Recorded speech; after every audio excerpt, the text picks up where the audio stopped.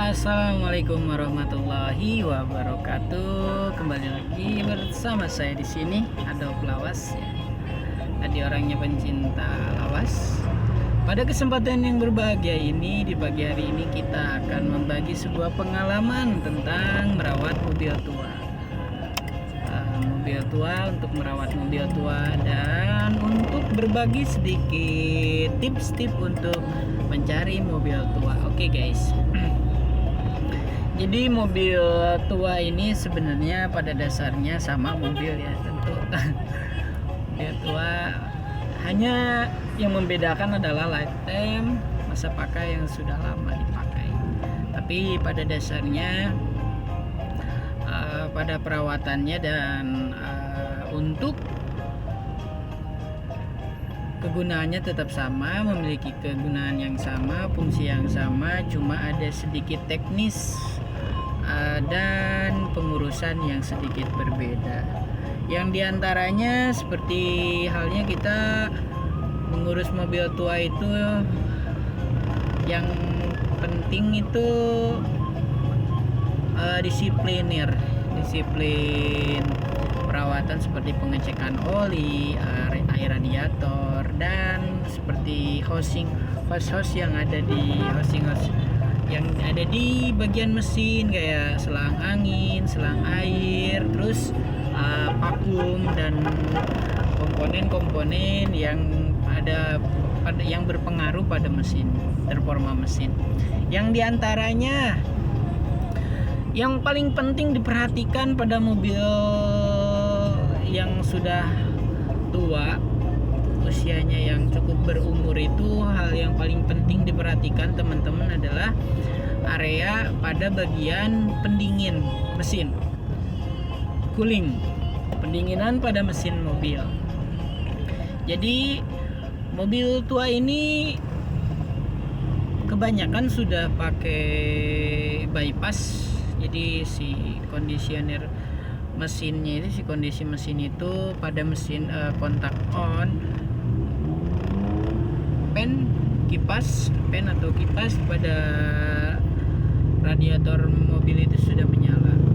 Jadi saat sudah on itu, radiator mesin itu sudah otomatis nyala, biasanya sudah di bypass seperti itu. Jadi tidak menunggu, otomatis di temperatur mesin. Jadi nggak pakai pengukur termostat, nggak pakai termostat. Jadi dia itu udah bypass. Biasanya itu kalau misalkan on starter itu pasti udah menyala. Nah, ini penting diperhatikan. Coba sebelum teman-teman membeli mobil tua, buat teman-teman yang mau beli mobil tua, coba ditanyakan sama ownernya, ini sudah otomatis, masih otomatis, atau sudah di bypass ke on kontak, on pen, kipas, radiator. Karena kenapa? Karena kalau misalkan sudah on, setiap kontak di on tapi kipas radiator nggak nyala, itu fatal. Jadi fatal sekali, sering kejadian dan sering kita temui hal tersebut. Jadi ada kendala mesin overhead yang ternyata si owner lamanya itu nggak ngasih tahu, dan owner baru, karena kebanyakan pemilik mobil baru itu, untuk mobil tua itu, mereka itu kadang kita itu belum tahu nih, ini udah otomatis atau masih otomatis, pakai termostat atau sudah bypass. Karena kadang sering saya temukan kejadian tersebut, ada yang mereka itu pakai kontak stop kontak, pakai stop kontak on off, dia pakai stop kontak on off. Pada saat mobil dikendarai, si radiatornya itu nggak dinyalakan teman-teman, si kipas radiator, pen radiatornya itu nggak dinyalain. Yang terjadi adalah mesin overhead. Setelah overhead, mereka tidak tahu ini indikatornya ini untuk apa, fungsinya untuk apa. Terkadang owner baru tidak tahu ini indikator buat apa, ini indikatornya nyala atau enggak, ini ngaco apa enggak. Nah ini yang menjadi masalah kadang sering ditemui pada mobil tua yang sudah di bypass, tapi ternyata ada relay ataupun komponen lain yang menghubungkan antara satu komponen dengan komponen lainnya itu rusak. Nah ketika overhead, ketika mobil sudah overhead, dipaksakan mati, dinyalain lagi, jalan lagi, mati lagi, dinyalain lagi, mati lagi, dinyalain lagi, mati lagi. Nah di sini yang akan terjadi, kerusakan yang akan terjadi pada mesin itu nanti akan ada perubahan seperti linear pada rumahnya seher, terus di cylinder head jadi dia menyekung, jadi posisinya itu nggak benar-benar datar, jadi nggak benar-benar ada cekungan. Setelah ada cekungan nanti kompresi pada mesin itu nggak sempurna. Setelah kompresi mesin itu nggak sempurna, efeknya adalah tenaga jadi kurang, mesin bermasalah, dan tercampurnya antara bagian pendinginan dan bagian pelumasan. Jadi sering terjadi tuh radiator mobil ada olinya, ada lunyu-lunyunya, itu yaitu salah satu dari faktor yang bisa yang identik dengan masalah tersebut. Jadi identiknya ketika ada kebocoran pada kompresi, kebocoran pada silinder head, itu awal mulanya itu bisa kita temuin antara campuran oli sama air pada air radiator.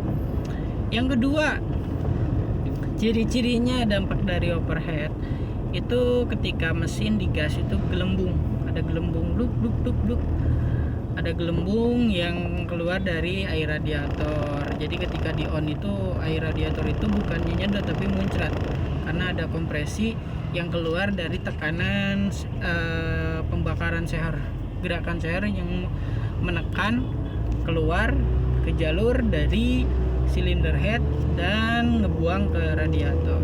Nah ini salah satu dampak dari overhead, tapi ciri-ciri tersebut itu tidak selalu disebabkan karena overhead, melainkan packing dexelnya sudah kena, packing headnya udah rusak, udah tipis, udah lama, udah waktunya ganti. Nah itu salah satu faktor juga. Jadi nggak selalu overhead ya disebabkan overhead, tapi salah satu dampak dari overhead salah satunya seperti itu. Jadi ketika teman-teman nih mengalami overhead, itu lebih baik menepi dulu, biarkan temperaturnya benar-benar turun. Coba dipastikan apakah radiatornya bermasalah ataukah pennya tidak jalan. Teman-teman pastikan dulu setelah terjadi overhead, pinggir dulu, kontak on, coba diperhatikan. Harusnya ketika kontak on, termostat temperatur panas itu kipas pen itu jalan, jadi tetap jalan dia, harusnya kipas nyala. Ketika tidak menyala, hal yang perlu diperhatikan ketika teman-teman menemukan hal tersebut, teman-teman bisa langsung urut kabel bagian kabel pen kipas radiator, kipas yang ada di radiator itu, teman-teman cari kabelnya kemana. Kalaupun misalkan terjadi hal tersebut, hal yang mudah, hal yang paling sederhana, hal yang paling mendasar yang perlu teman-teman lakukan adalah coba diurut kabelnya dan dikasih langsung tegangan dari aki, dikasih tegangan langsung dari aki, arus listrik dari aki ke pen radiator. Jadi biarkan dia bersirkulasi dan si radiatornya di pennya langsung nyala. Setelah turun, temperaturnya turun benar-benar, pennya dinyalakan aja, dilangsungin, atau nanti bisa pakai kontak atau sebagainya ya, bisa disiasati saja. Yang terpenting nyalakan pen radiatornya. Nah ini hal-hal tersebut yang kadang mengakibatkan overhead. Jadi mesin overhead nih, panas, nggak dicari tahu masalahnya di mana. Nah itu nanti dampaknya itu besar teman-teman. Overheat itu dampaknya besar. Selain dari packing head yang melenting, bisa lari ke ring seher, bisa lari ke linearnya, boringnya, bisa lari ke klep, bisa lari ke pelatu klep, melenting dan sebagainya. Jadi overheat itu hal yang paling menakutkan ya, hal-hal orang-orang yang paling menakutkan yang tidak ingin terjadi, yang tidak ingin dialami setiap orang pada kendaraannya. Yang pertama itu. Yang kedua, coba ditanyakan ketika membeli kendaraan, ketika teman-teman membeli kendaraan tua. Coba kalau misalkan teman-teman belum tahu, belum pernah, ibaratnya baru mobil pertama nih, beli mobil tua yang mungkin harganya, kalau mobil tua kan relatif dari 15 juta ke 20 juta, kadang-kadang 10 juta kalau rezekinya lagi bagus. Kita bisa dapat mobil yang siap pakai. Nah itu. Jadi untuk pembelajaran buat teman-teman, untuk pengalaman buat teman-teman, coba ditanyakan, Pak, ini mobilnya sudah pakai rotak ataukah masih pakai full pump? Nah, fungsinya adalah ada beberapa pengalaman saya pribadi ketika membeli mobil nih. Dulu belum tahu ini mobil itu pakai rotak atau full pump. Dulu kan saya sama juga ya, awal beli mobil itu, walaupun bapak saya dulu pernah punya mobil, punya angkot juga. Jadi kebetulan pas saya kecil itu bapak saya karena memang jarang di rumah, saya belajarnya cuma mungkin di prinsip kerja di bagian-bagian fungsinya saja, tapi belum pernah tahu semendalam itu. Jadi kayak rotak, full pump belum tahu ya, sistem pembakaran dan lain-lain. Jadi cuma tahu ini mobil paling banter ganti ban atau ganti kampas rem dan lain-lain. Itu hal yang sering diajarkan sama bapak saya waktu saya kecil. Nah, di sini teman-teman pernah kejadian mobil itu mogok. Mobil itu mogok, saya starter kan gak nyala-nyala. Oh ini kok kenapa? Ternyata itu hal sepele. Rotaknya teman-teman, ada salah satu komponen pompa bensin, dia itu menggunakan energi yang berasal dari aki, menggunakan tegangan dari aki. Jadi kalau misalkan si pompanya itu nggak dikasih tegangan, dia itu nggak bakalan mompa bensin dari tangki ke karburatornya mobil teman-teman. Jadi coba nanti ditanyakan juga, dipelajari ya, ini pompanya full pump atau sudah pakai rotak. Nah gitu. Yang kedua, masalah yang pernah ditemui pada mobil yang masih menggunakan full pump bawaan. Nah, untuk pengalaman punya mobil yang masih menggunakan full pump orisinilnya bawaan. Jadi kejadiannya gini, saya dapat mobilnya itu ngebul teman-teman. Mobilnya itu ngebul banget, bener-bener ngebul, bukan ngebul wah, tapi suara mesin adem, mesinnya adem, suara mesinnya itu halus, adem, enak gitu. Mobilnya tuh dipakai enak, bener-bener nggak ada masalah, dipakai biasa enak. Tapi kenapa ngebul? Biasanya ngebul itu disebabkan ring seher, seal klep, ataupun ada pembakaran yang tidak sempurna yang disebabkan seal klep, ya klep sama ring seher, ataupun stang seher, ataupun ya itu bagian seher pembakaran. Nah ini pengalaman yang sangat menarik yang saya alami waktu itu. Saya beli mobil, kebetulan beli cukup jauh juga ya. Saya pertama kali itu bawa mobil kan dari rumahnya owner pertama itu nanjak. Sampai di tanjakan itu kita nggak bisa nanjak, mana hujan gede, nggak, kita bernepi dulu nih nunggu hujan reda. Setelah hujan reda akhirnya alhamdulillah ada orang yang bantu. Buset, yang bantunya mobil Brio sama Ranger, mobil ini mobil Mitsubishi keren lah gitu. Nah dari pengalaman tersebut saya mengalami trouble, mobil itu ngebulnya pekat. Yang bikin saya heran tuh ngebul pekat teman-teman. Tapi